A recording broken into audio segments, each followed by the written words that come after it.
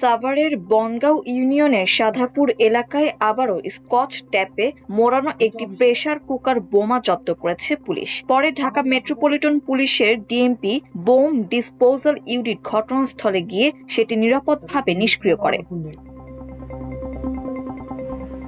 Police ও স্থানীয় সূত্রে জানা গেছে, মঙ্গলবার দিবাগত রাত ১:৩০টার দিকে সাধাপুর গোপের বাড়ি লালটেক ঘোড়া মসজিদের মাঠে একটি নীল রঙের প্লাস্টিকের ড্রামের ভেতরে কাপড় চোপড়, কোরআন শরীফ এবং একটি প্রেসার কুকার দেখতে পান স্থানীয়রা। সন্দেহজনক বস্তুটি ড্রাম থেকে বের করে মাঠে রেখে পুলিশকে খবর দেওয়া হয়। স্থানীয় কয়েকজন বাসিন্দা জানান, রাতের বেলা অজ্ঞাত পরিচয় ৩ ব্যক্তি ড্রামটি মসজিদের মাঠে রেখে চলে যান। তবে এ ঘটনায় কাউকে আটক করা যায়নি। সাভার মডেল থানার এসআই ইমরান হোসাইন বলেন, প্রাথমিকভাবে ধারণা করা হয়েছিল এটি একটি প্রেসার কুকার বোমা হতে পারে। পরে বিষয়টি নিশ্চিত হওয়ার জন্য ডিএমপির বোম ডিসপোজাল ইউনিটকে খবর দেওয়া হয়। ইউনিটের সদস্যরা ৪ ঘন্টার চেষ্টায় বুধবার বিকেলে বোমা সদৃশ বস্তুটি নিষ্ক্রিয় করেন। বোমার বিকট শব্দে পুরো এলাকা কেঁপে ওঠে। পুলিশ বোমা নিষ্ক্রিয় করার পূর্বে গ্রামবাসী সহ উৎসুক জনতাকে প্রায় আধা কিলোমিটার দূরত্বে নিরাপদ স্থানে সরিয়ে দেয়। এর আগে গত ৩০ জুলাই রাতে আশুলিয়ার খেজুর বাগান এলাকায় জয়ী জেনারেল স্টোরের সামনে একটি পরিত্যক্ত ব্যাগ থেকে একটি প্রেসার কুকার বোমা জব্দ করেছিল পুলিশ। সেবারও ডিএমপির বোম ডিসপোজাল ইউনিট নিরাপদ স্থানে নিয়ে সেটি বিস্ফোরণের মাধ্যমে নিষ্ক্রিয় করে।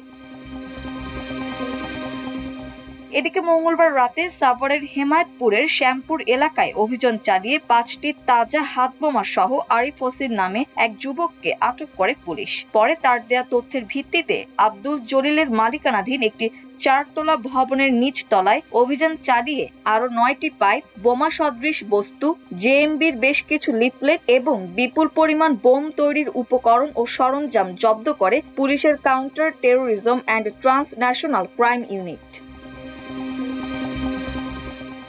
সিটিটিসির একটি সূত্রের বরাত দিয়ে জানা যায়, ওই ভবনে বিস্ফোরক তৈরির সরঞ্জাম মজুত রাখা হয়েছিল। এমন তথ্যের ভিত্তিতে সিটিটিসির পাশাপাশি স্থানীয় থানা পুলিশ এবং অন্যান্য আইনশৃঙ্খলা বাহিনীর সদস্যরা অভিযানে অংশ নেন। বাড়ির মালিক আব্দুল জলিল ও তার মেয়ে ইলমা সাংবাদিকদের জানান, গত ২ আগস্ট আব্বাস আলী পরিচয় এক ব্যক্তি আরেকজনকে নিয়ে বাসা ভাড়া নেন। তারা নিজেদের স্বামী স্ত্রী পরিচয় দিয়ে জানান, তাদের গ্রামের বাড়ি পাবনার হেমায়েতপুরে এবং তারা ড্রাইভিং এর কাজ করেন। পরিবার নিয়ে বসবাস করবেন বলেই তাদের বাসা ভাড়া দেওয়া হয়েছিল। তারা বাসার ভেতরে বোমা ও বিস্ফোরক লুকিয়ে রেখেছিলেন। এমন তথ্য তাদের কাছে ছিল না বলেও জানান তারা।